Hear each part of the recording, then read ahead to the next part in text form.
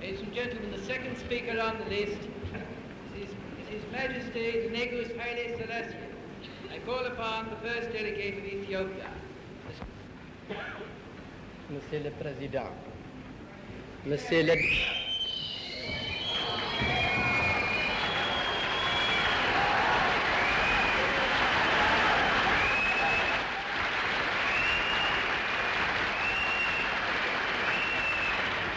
እኔ ቀዳማዊ ኃይለ ሥላሴ የኢትዮጵያ ንጉሠ ነገሥት የዛሬ 8 ወር 50 መንግስታት የዓለምን መንግስታት ሕግ የተላለፈ የአጥቂነት ጦርነት መደረጉን ምክንያቱም ወታደሮቹ ቦምቡ በወደቀ ጊዜ ጋዙን ነፋስ እስኪወስደው ድረስ መበታተኑን ስላወቁበት ነው።